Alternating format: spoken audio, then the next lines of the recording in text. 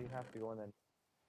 Why do you have to go? Why did you add a random person? You didn't ask permission. He's not random. He's my young blood.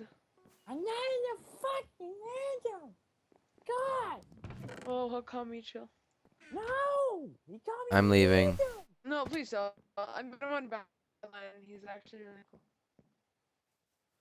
So obnoxious.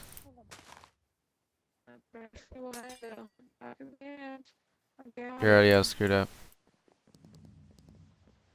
I know. Bedlands in my pocket. Still screwed up. Gotta go. G-Easy, gotta go. Same.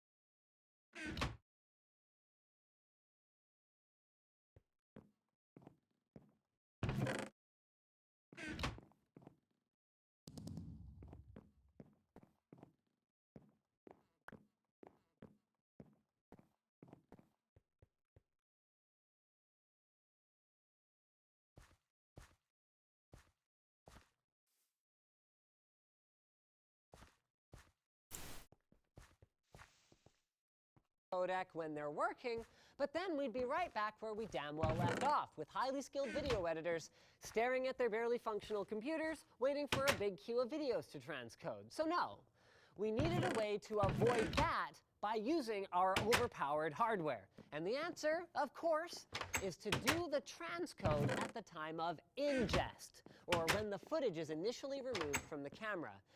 And here's some bad and some good news. While Squeeze Desktop, Sorensen's low-end offering, can perform a task like this across many CPU cores, because we dump so many video clips off our SD cards at a time, it just wasn't stable enough with our workload. So we turned to their server offering, which operated much more smoothly to automatically monitor our video file dumping folders and transcode everything we dropped in them. So the benchmark was a folder of 41 video files totaling 16.7 gigs. And by prioritizing multiple tasks, this could be processed in about 14 minutes. A small price to pay, even on a video that needed to be edited immediately for the improved timeline performance. But unfortunately, time wasn't the only price. The server version requires a Windows Server operating system to run on top of and costs $5,000 plus yearly maintenance fees. And furthermore, despite the assurance we received from Sorensen's engineers that there shouldn't be any gamma or color shifts using QuickTime as a wrapper between Squeeze's DNxHD export and Premiere's import, it was there and very difficult to compensate for. So it was back to the drawing board somewhat, which led us to a conversation with Blackmagic Design, where they said that Cineform could also be a great mezzanine codec, an option that had been dismissed early on due to its limited compatibility with most software, including Sorensen Squeeze, although they had said they could add compatibility with the next yearly release. So could we quickly transcode our footage to Cineform?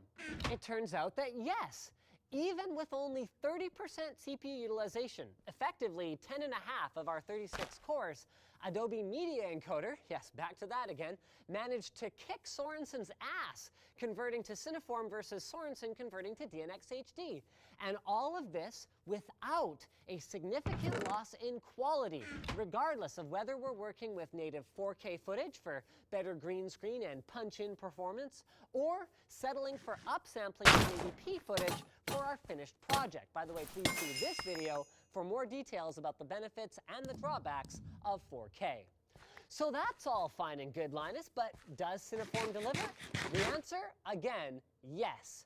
While file sizes are significantly larger, especially at 4K, than even the source files, timeline performance is better than even DNxHD thanks to an extraordinarily poorly documented feature of Cineform. It's GPU accelerated. So even though DNxHD also performs like a champ, it can eat 50 to 60% of a 12-core Xeon while scrubbing through footage, while Cineform is using the fancy Titan X graphics cards that NVIDIA sent us for our workstations to keep CPU usage much lower. So then here is the process that we finally settled on. We're using Adobe Prelude 2015 to ingest our footage, automatically dumping the raw files off of the camera to a local storage array on the machine in case of an emergency, and then queuing up transcode jobs for each of those clips in Media Encoder 2015 to send to our network share.